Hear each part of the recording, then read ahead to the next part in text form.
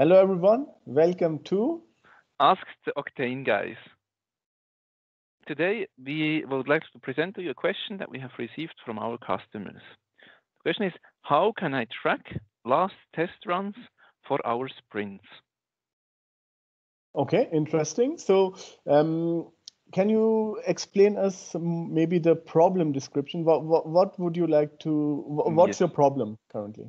yes. So, someone or one of our customers was trying to run the same test in several sprints within the same release. So he had one release with, for example, 4 sprints, and he was testing the same test in every sprint.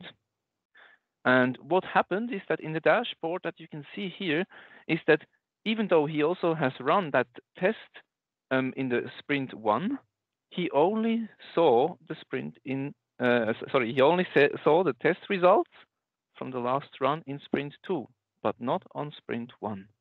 Okay, so it would look like here. So if I go, for instance, here to this test, and this test was executed into different releases and sprints. So how can I organize this? Yeah, maybe you can group it, Almir, so that it's a bit easier for people to see that. Okay, so let's So group by filter. release. Yeah, perfect. And create a subgroup maybe directly here by sprints. Exactly, that would be the nice way to see it, I think. Yeah. This is what you mean, right? Exactly. So here we can see we have 3 runs in sprint 1 and 2 runs in sprint 2. Now, what happened to this customer, and maybe Amir, you can then share a bit about the solution approach, is that he can now only see the last test run on the sprint 2, but he cannot see the ones from sprint 1. The last test run. The last test runs from sprint 1, exactly. Okay, so this is also one thing where Octane has different kind of approach tracking those results on sprint level. So a test run is not unique by its sprint, so it's unique by release. And if you add also a milestone to your release, it would declare the test also to be unique, or the test run to be unique based on the milestone. So the first thing the customer need to do is he need to go to the release module,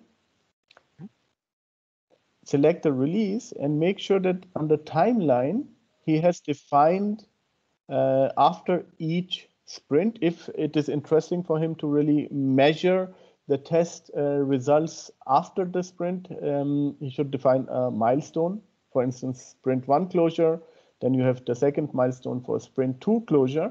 And this way, Octane will then really mine for a specific date, until a specific date, the test execution results. So from the configuration, this is one thing your customer need to configure on the release itself.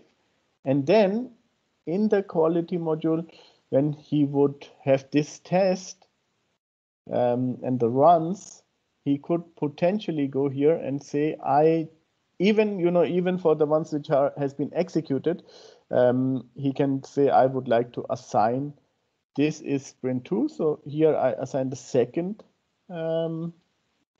milestone. Yep. And on the other 3, I assign the first milestone, because this is for sprint 1. And this will then solve the problem of having different last runs for each sprint. So if I would go back now to the dashboard module without any change of the configuration, I just need to go to reload, and this would exactly come up with the latest run, which was failed on sprint 1, and the latest run, which is passed on sprint 2. So the milestone is the missing piece here, which brings all the sprints together. So the only thing he had to do is that just to add milestone and give the milestone information to the test run, and then it automatically displays it also in this graph by sprint. Exactly.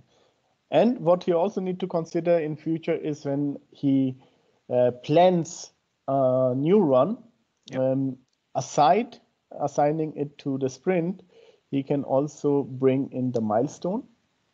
It is already here in my case. So here he could select the sprint 2 closure milestone and then plan it accordingly So this would then be the last run if you would do it. Okay. We had a discussion with one other customer, and they actually confirmed to me that they are only looking on the release level for their testing. So they're not looking on the sprint level. So there you don't need this kind of configuration, correct? Exactly. Yeah. So Because for release level is a unique run identified. Yeah. It's unique. Okay. Yeah, perfect. I think that's clear for me. Thanks a lot, Anja. Okay. Thank you.